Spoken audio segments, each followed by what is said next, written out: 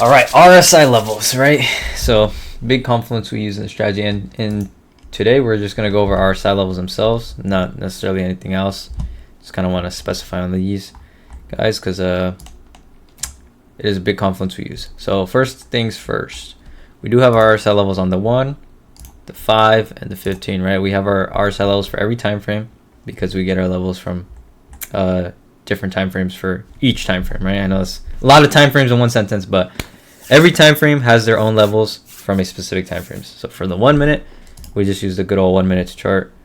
5 minute, we use the 15 minute to chart, and then the 15 minute, we use the 4 hour to chart. Reason being is RSI is a delayed indicator, and that's the best way to get accurate levels. But yeah, so when would you use this in real time?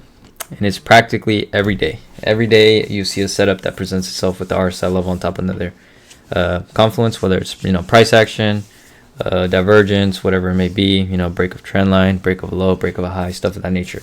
Usually a major confluence always lines up with the RSI level, so it's always nice to have an additional confluence on top of that. We'll look at some examples yesterday of where RSI levels could have came in handy, and we'll go over it, right? So first things first, this big dump we got on Sunday at open, right?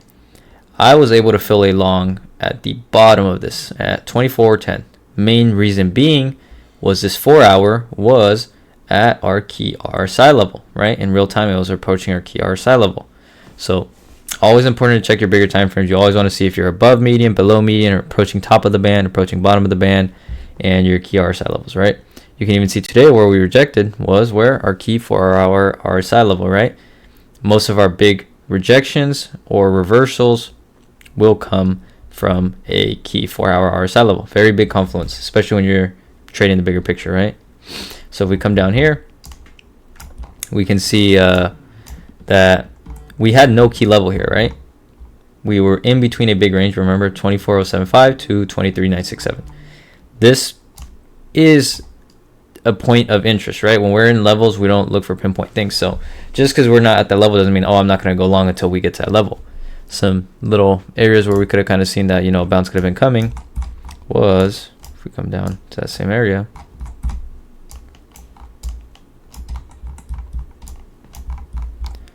now we're going to use that 4 hour confluence on top with our 1 minute, 5 minute, 15.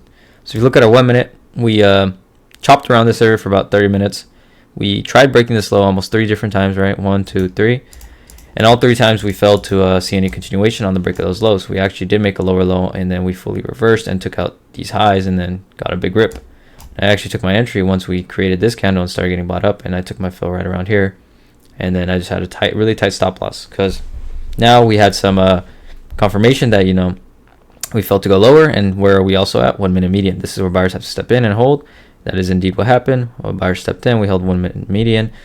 And on top of that, we used our bigger time frame to find that area. I could have said, oh, I want to short the break of these lows, but I wasn't looking for shorts. I was more so looking for longs because we had a bigger time frame confluence. If you also look at our 4 hour, where were we at? We were approaching the bottom of the band, right? Now let's look at our hourly. Around that same time. In this time, you can see we didn't have an RSI level on the hourly, right? If you zoom out, if you go all the way back to here, you can kind of line that up. But if we would have just looked at the hourly and not looked at the 4 hour, we kind of would have never seen that 4 hour RSI level, right? So that's why it's very important to look at the hourly and the 4 hour and not just the hourly or just the 4 hour. You have to look at all of them because remember, we use every time frame in conjunction, right? So that's why you always see me switch between the 1, 5, 15, 30 minute, hourly, 4 hour, even daily, weekly sometimes, So you always got to check every time frame because one time frame might show something while the other might not, right? It was just also this low bottom divergence area that we kind of held. But yeah, so hourly didn't have a level there, but the 4 hour we did, and then you can see the hourly band was actually opening up and overextending, and you never really want to long in that because that is usually when you see continuation to the downside. But if you would have looked at your bigger picture, you could have seen the 4 hour was bottoming out, approaching that RSI level in real time. We'll go over to our daily. I don't think there was anything on the daily. Yeah, other than that RSI level, there wasn't nothing else on that daily when we came all the way down here. And in real time, I think we were a tad bit under it. But yeah, we ended up holding there, little double bottom on the RSI on the daily, and now we're kind of just chopping on median, waiting for this break. But yeah, so 4-hour RSI level there. And now we're going to take a look at how we could also use it to catch tops, right? So where was it? There's a previous day. It was over here.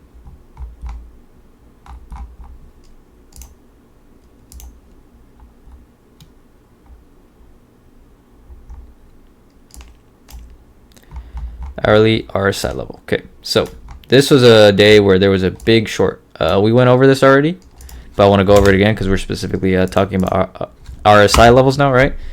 So this big dump was caused as a technically bearish reset to median, right? We had bottomed out on the RSI here, on the hourly, came back up, chopped to median, and then we came up here. Then we started consolidating. And where did we start consolidating? At a key level at 138, right? So 1 confluence, 2 confluence, we have an RSI level there on the hourly. 3 confluence, we're also at hourly median. 3 confluence, what did we do? We created a lower high, right? We failed to break this high. 4 confluence, we have this top trend line, right? This top trend line area. And then you can see that we actually did fail to break this high, and we made a higher high compared to this high, and then just created liquidity. A lot of liquidity was created here, right? Failure to go higher.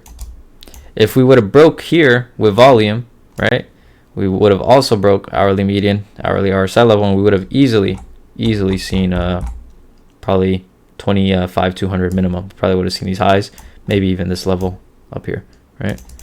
So you can see that all those confluences came from just looking at the hourly, right? So now if we would have switched over to our 4-hour and 15-minute, we could probably find a lot more confluences on top of that. But you can see that a big confluence just came off the hourly. So 4-hour, if you would have came to our 4-hour, you would also see same thing, right? Rejection to go higher. You have your bearish divergence here forming, and then you also have your 4-hour RSI level. I don't remember in real time if this did hit this 4-hour RSI level. I think only the hourly did. This 4-hour didn't. So that's why it's also important to look at your hourly, not just your 4-hour. Because if you were waiting for this 4-hour to tap this area, you would have never found an entry. And we do end up taking out 4-hour median, 4-hour trauma, and then get this big dump. So we'll come back over to our hourly. And then, yeah, so you can see that we did end up dumping all the way from hourly median up until the RSI did get back inside the band. And you can see this RSI level, right? When you want to catch retraces, what do you wait for? Key areas where you can catch it. In this whole area, there was one retrace. On the hourly, you can see we bounced at this RSI level, right? If you go to your 15 and your 5, you can see that was when the 15 had bottomed out. The 5 had bottomed out because during this whole time, the 15 was overextending, opening up, and then it did finally get back inside the band once we hit this hourly RSI level. So that's why these hourly RSI levels are very important when you know, you're in a very trendy market, because when you're in a trendy market, you will typically open up on the bands a lot and overextend, and this is where you'll actually catch your tops and bottoms. And you can see this ended up just being a retrace, because what happened, we get a quick retrace and then rejection. And what we actually ended up rejecting here was a 5-minute trauma, and your 5-minute topped out. And we'll switch over to 5-minute and see that real quick. So that was over here. Where was that?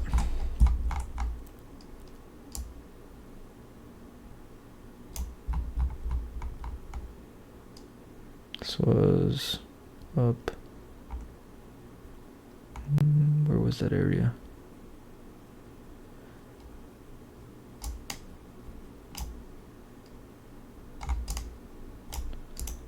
Where was that area? It was right here. Friday, 2 a.m. There it is. Okay. So you had gotten your big dump. So like I said, we got our hourly RSI level, right?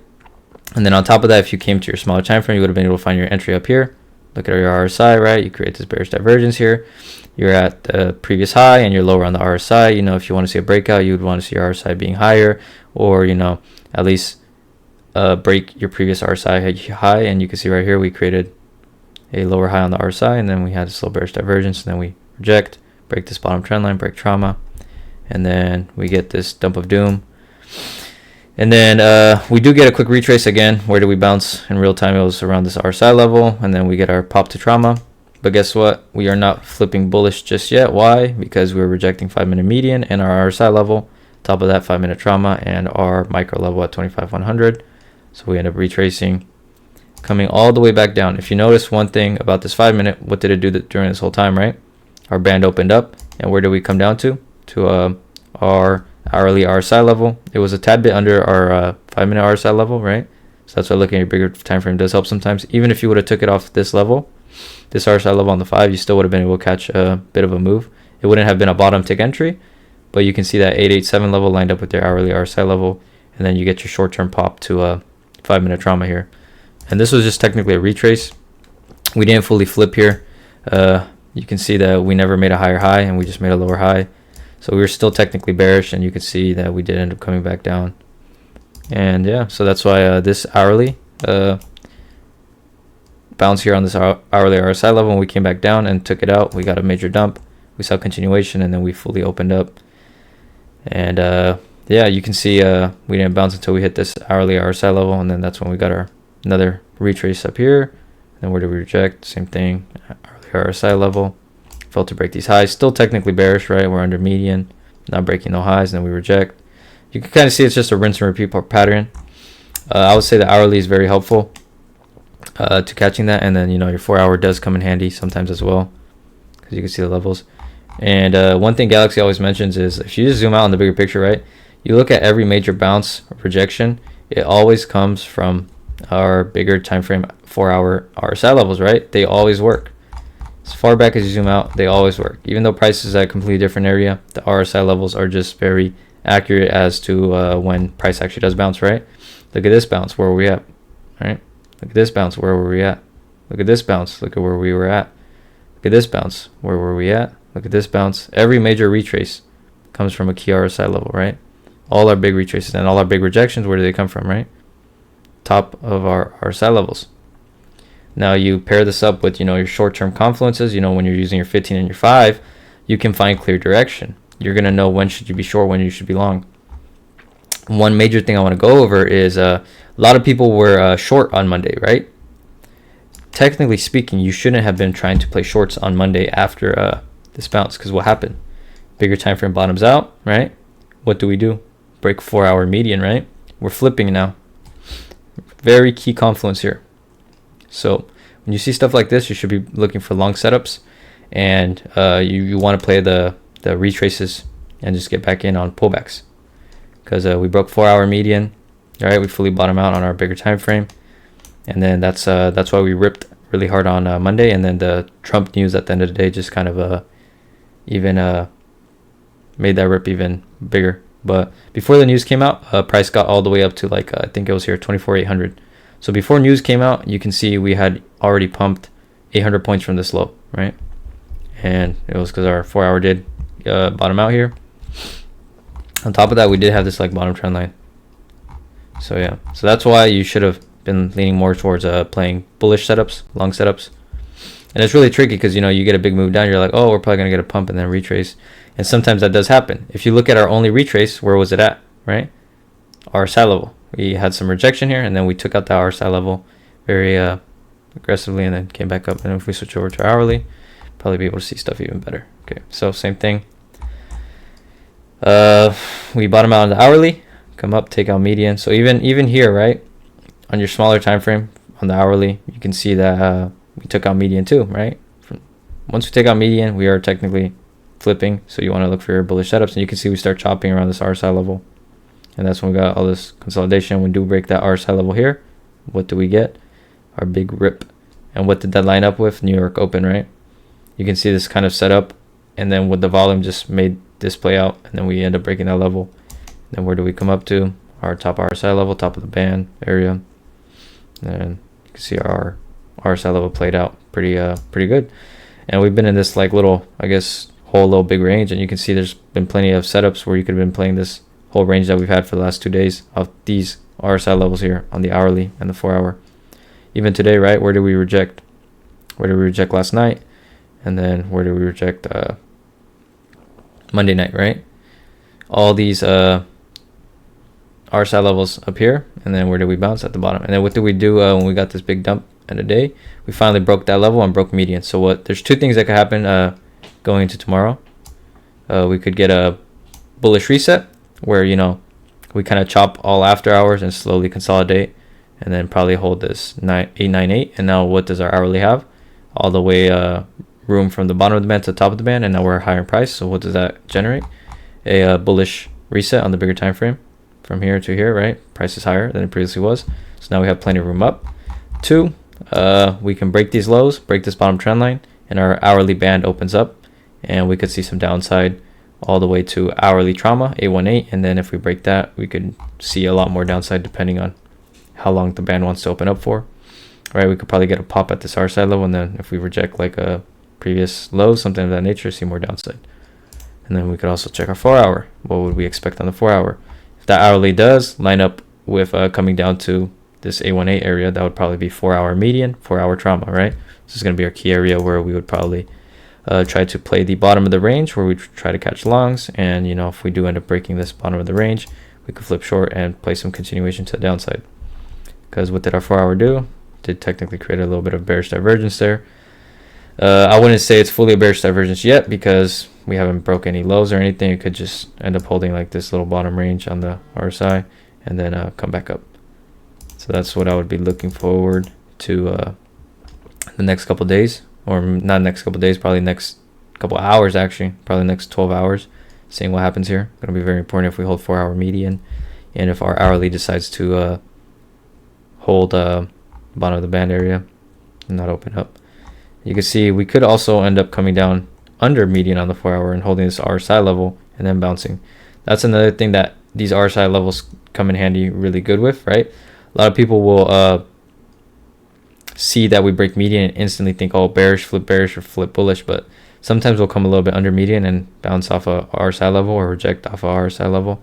So it's very important to note if you have a RSI level right around median to keep that in mind, because sometimes it likes to come to RSI level and then bounce on every time frame, even like the 15 and the 5. You see that a lot on the 15 and the 5. I think there was an example of that on the 5 today. Let me see if I can find it. Where was it?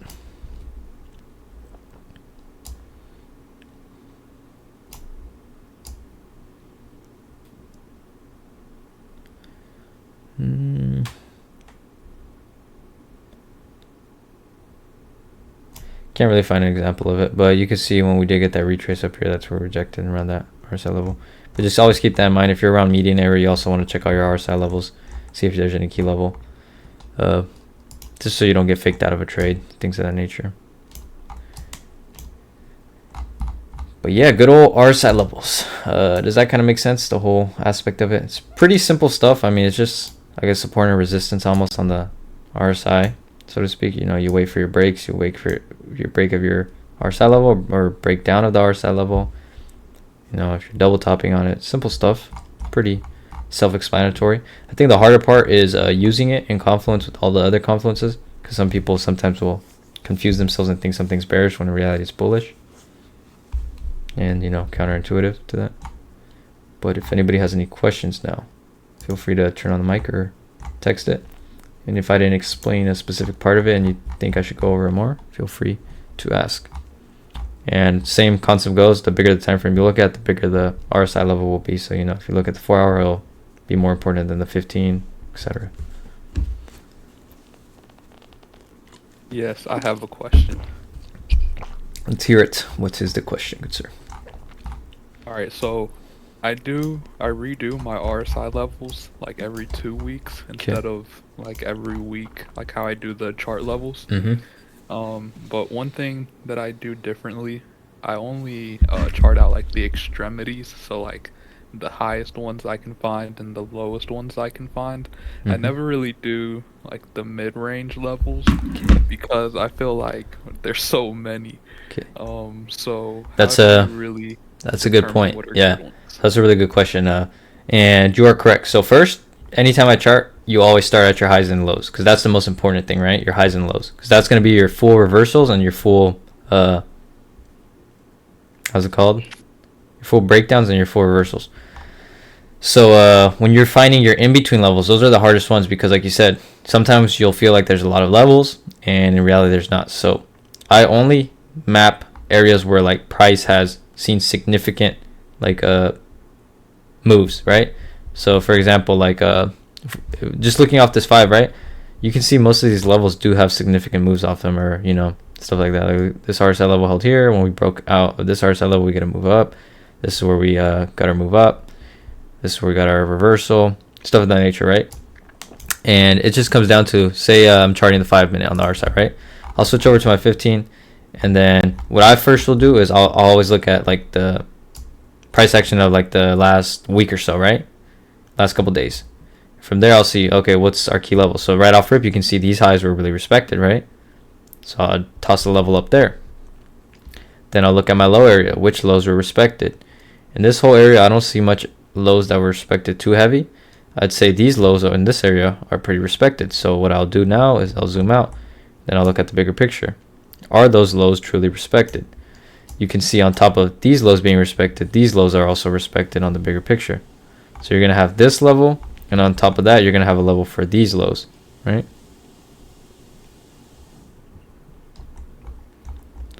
And then you'd go to your next area, which would be this low, right? Now we're going to check, is there more lows or breakout points that happen at this area? Because this is where we fully reversed here.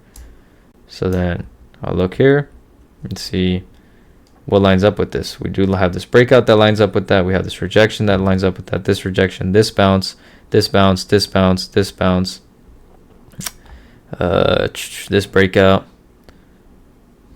this bounce, this bounce, this bounce. So as long as there's major action basically that does happen off that level, I'll put it on the chart. If there isn't major action that doesn't happen on that, then I typically won't. So there just has to be multiple big reversals, multiple big changes of directions around that area. If there's not, then I wouldn't mark the level because it'll just overcomplicate stuff. So we'll go to 15, for example. We chart the 4 hour. It's a lot easier to see on the 4 hour because it's more clean, right? So we'll use the 4 hour for example, just in case that 15 minute was kind of complex. So same thing, we'll start with the lows, right? What's our key low area? These lows, these lows, these lows, these lows, right? On top of that, we have these lows, we have these lows, we have these lows, and you can see every time we bottom out and break out, it's at that level, right? So that's also going to be a key area, not just that bottom, but that breakout point, because those breakout points are very important. That's when you get your short squeezes. That's when you'll get your big rips, possible break of highs, stuff of that nature. Second level we have in this situation, 41.67. What do we have here? Breakout, break down, bounce, and break out, break down, bounce, breakout, and then a little bit of a, and sometimes you'll have stuff like this where it kind of doesn't line up with anything. This is like in between these two levels, and that's fine. Everything is going to line up perfectly, but you just kind of chart the levels that make more sense. Your breakdown, your breakout, breakdown, breakout, breakout, breakout, breakdown, and yeah, just stuff like that. And you just zoom out, look at the bigger picture. And now for your next level would be up here, all these highs. You can see these highs, these highs, these highs, these highs, these highs, these highs, these highs. And we're going back, dude, this is October 2025, right? This is what, 5 months of price action, right? So these levels are a lot of data worth of time, so they're going to be pretty respected. And then same thing with the ones up here, and just rinse and repeat. And if you ever are charting and you're like, holy shit, I put too much levels, anytime I feel that way, I literally will delete every level and just restart, because sometimes you won't even realize, and you'll fucking be plotting like 20 levels and be like, holy shit, it's too much. So it's always fine to just delete everything and restart.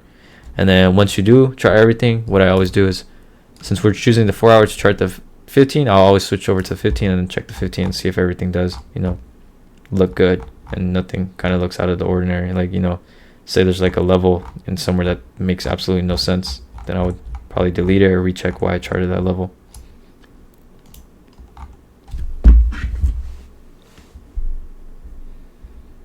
But yeah. First, we have 2 questions. Let's hear it. Can you go over again? You said to chart the levels for the 1 minute. We use the 1 minute chart, and then the 5 minute we use the 15 minute. Correct. And then for the 15 minute is the 4 hour. Yeah. And those the only ones? Yeah. Right? So that's a good question. So after the 15, right? these RSI levels we use for basically the bigger time frames. So we'll use it for the 15, the hourly, the 4-hour, the daily. We'll use it for all the bigger pictures. The 4-hour RSI levels we'll use for the bigger pictures. Crispy, real quick, to add on to like that question, what I've noticed is that, I mean, on the 5 and the 15-minute RSI levels, I've noticed that like just looking at the 5 and the 15, I can kind of base levels off of that as well. Like for the 15-minute, I don't really look at the 4-hour. And Oh, I see what you mean. Yeah, some just where based off we're the 15. looking at the 4-hour and the 5 come in handy. Like when you're not charting them, is because you don't see the real time wicks with some of these candles. So that's why it's just more beneficial to chart that. Because like say there's a big move, and then in real time RSI was down here in reality, but if you're looking at the the candle close, it's up here. So that's just the main reason. Because the RSI is just a delayed indicator. Because it'll close out whatever the candle's closed and not what happened in real time. Because imagine you get like a 200-point wick. Wicks, yeah. So wicks would be kind of what messes it. Yeah, that's why why you can't look only at the 15. Yeah. And only at the 5. Because you could chart that way, and you could have some pretty accurate levels still, but that's just the way I've done it. It's kind of just worked. Okay. And like you said, you are right to an extent. Like say you're looking at the 5, right? Say I don't have a level here, but previously we rejected at this RSI level. What could you expect, right? A rejection at that same RSI area. You know what I mean? For example, like here, what did we reject right at this RSI low, right? So RSI bottom area. That's where we're rejecting. So if we reject this level, where could you expect to go? To these RSI lows, right? And that kind of just lines up with this RSI level. Yeah. It's another thing where RSI levels won't be pinpoint accurate. Like if you look at our hourly, right? Our hourly RSI level wasn't pinpoint accurate, but it just gave us that idea of okay, we're approaching this RSI level area, right? To keep that in mind, and that's where we rejected. It's not like I waited for this exact level to consider that a confluence. Yeah, it makes sense. Okay, and what was the other question, or was that the only one? My other question was, how often should we redo the levels? It's a good question. RSI levels are a bit less needed, to recharge, just from the fact that we're using a lot of the past data. It's the same thing. Even normal chart levels, right? You don't have to rechart every week. It's a good habit, in case there's a big movement in a week. If you move 1,000 points in a week, you might not have levels from the previous week charted, right? And you always want to recheck your chart. So I think that's kind of market dependent. If there's, if it's a choppy week and you're just ranging, most of the time you probably won't even need to rechart much, but it's just a good habit to be in. If you want to, always do something, I'd just say every 2 to 3 weeks is a good time to just recheck your RSI levels. I mean, I didn't rechart my RSI levels this week. These are all from last week when I charted. So I say every 3 weeks you can rechart them if you want, but most of the time they stay pretty accurate. And just to clarify again, for the 1 hour and daily and 4 hour, we just use the 4 hour levels? Correct. 1 hour, 4 hour, and daily, we use the 4 hour. Yeah. Okay, and when you level them, you had said it's 4 hour level used for the 1 hour, something like the bigger time for levels used for the lower. Yeah, so when we chart the 4 hour, so anything after the 15, so the 15-minute, right? 15-minute, hourly, 4 hour, and daily. Those bigger time frame pictures, we're going to get all the levels from the 4 hour. And then we're going to just use the RSI levels we get from the 4 hour for the hourly, the 4 hour, the daily, and the 15-minute. And that's why you'll see that I always have 3 charts open. We have the 1 minute RSI levels here, right? And then we'll have our 5 minute RSI levels here. And then we'll have our 15-minute RSI level layout. And then that's why you always see me switch between these 3 charts, checking the RSI levels in every time frame when I'm taking trades.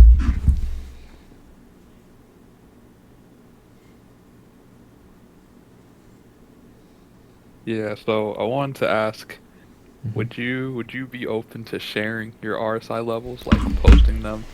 because especially Yeah. since the thing, I don't do the middle ones. I would Uh-huh. feel a lot better knowing like, oh, okay, we have the same levels. Yeah, I could start doing that. Thank you. So we can compare and contrast the levels. But yeah, any more questions about RSI levels?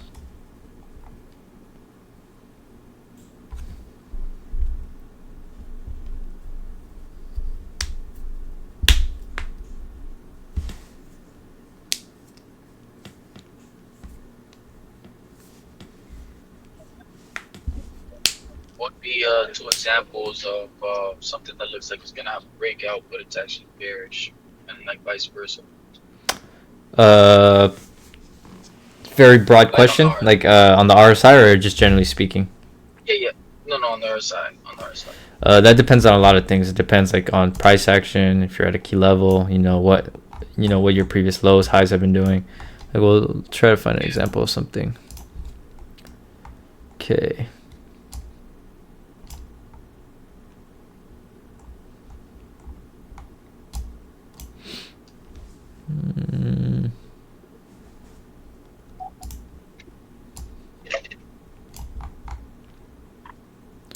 Okay, it's probably the best example I could find. So, this was today, right? So we had made our high, which was up here, and then we have our RSI high, and then we make a higher high, and then we also have our RSI here, right? Another confluence on top of this bearish divergence that you could have had to try to top tick this on top of this level is your RSI level area here, right? If you don't reject here, if sellers don't step in around this area, right? What's gonna happen? We're gonna end up breaking this RSI level and going to our next RSI level, right? And that probably would have been the break of this level as well. Yeah. And you just gotta be really careful, because like technically speaking, some people could be like, oh, we're breaking these highs, and we could break this RSI level and see more continuation. But you technically created a bearish divergence here, right? Even though you're making that higher high in price, and that's why you kind of got that rejection. Then you can see next time we did come up to median with these highs, even reject. All right, where did we previously bounce? This RSI level. Next time we come down to RSI level, what happens? We break right through it, dump.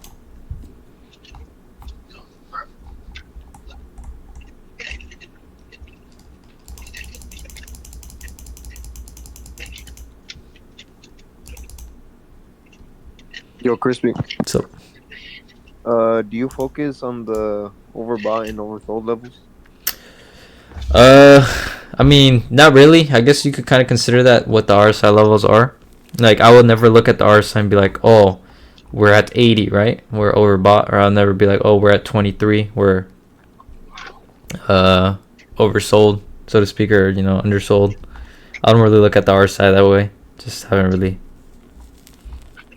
based anything off it. I just base it off where, buyers previously have stepped in or sellers previously step in, and that's what the RSI levels basically are. In short term, that's what RSI levels are. It's literally where buyers and sellers have previously stepped in, right? Because why did we put this level here? It's where sellers had previously stepped in, right? Why did we put a level down here? This is where buyers had previously stepped in. But I never look at the RSI and be like, the RSI is at 90. It's overbought, and I'm gonna go short. I don't really use that as like a confluence.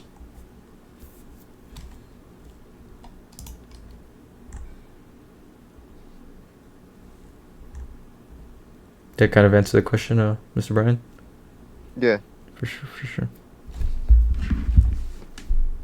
Because I do know a lot of people like to base stuff on the RSI off that stuff, but I don't personally use that.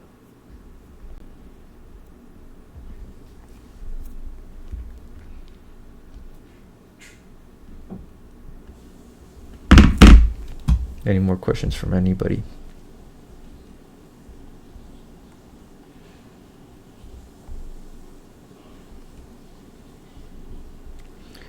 Okay, now I want everybody in chat, scale of 1 to 10, but how much you understand RSI levels. And be completely honest with yourself, because I want to see where everyone's at?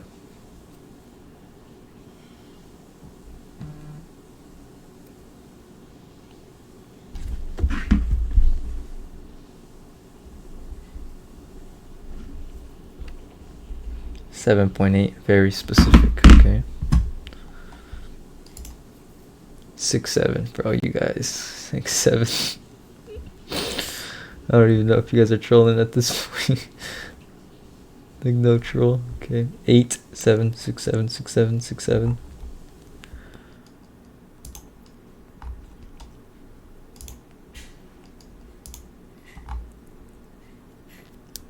Okay, well, it's good.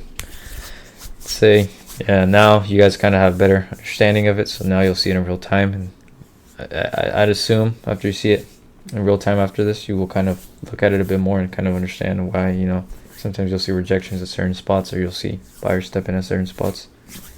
So say for the next couple days, next 2 days, just keep an eye on your RSI levels and see how price reacts to them on top of the other confluences you guys have been looking at.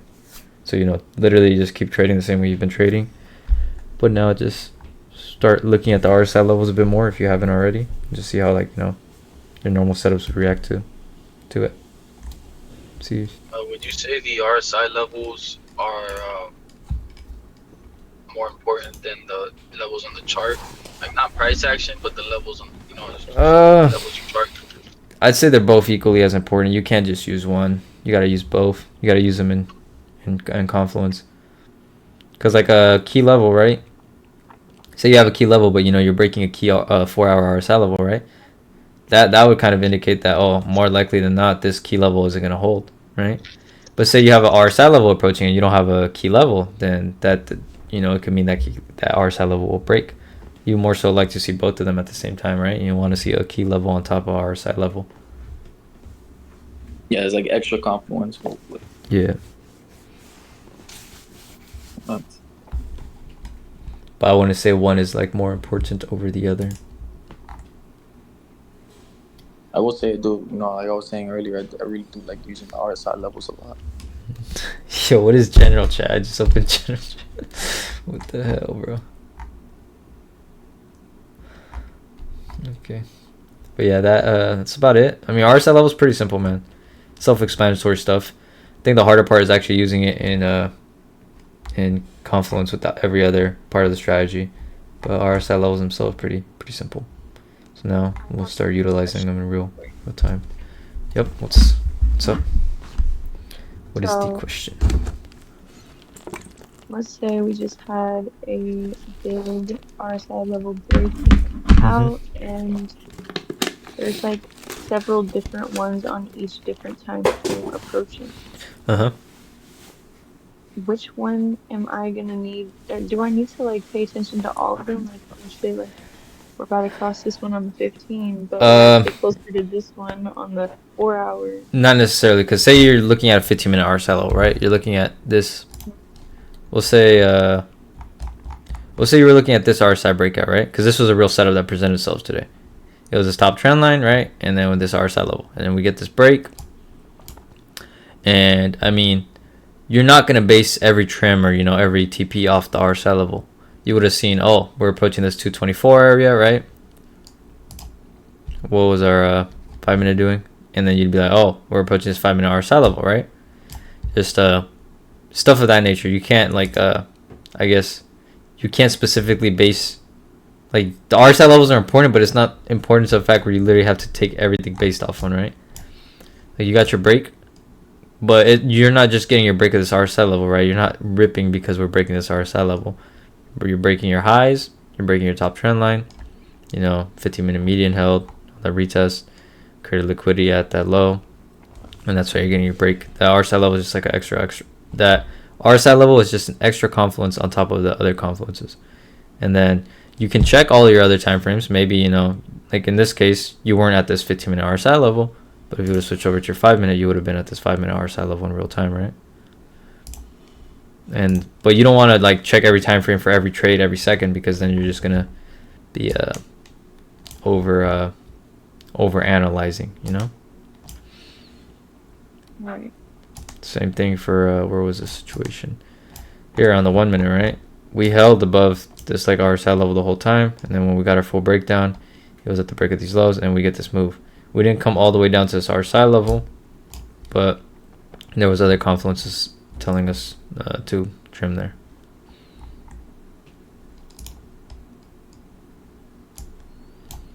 Do you like to use it as a trim area? Definitely. I won't necessarily always just base something off the RSI level, though. I like in anything, I never like base it just off one thing. I like to see at least like multiple confluences, even for trims. Like even if it's just something as simple as like 1 minute trauma on top of RSI level, or like 5 minute trauma, or your previous lows, or a key level, something of that nature. You don't just want to base stuff just strictly off the RSI levels. You said you also chart like the daily and the weekly for. Oh, I'm sorry. Which one?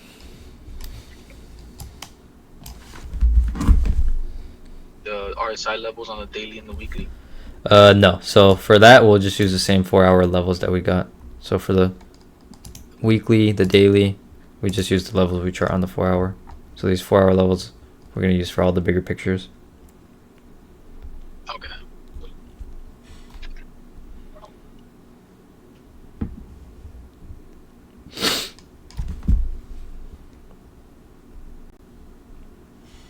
But yeah.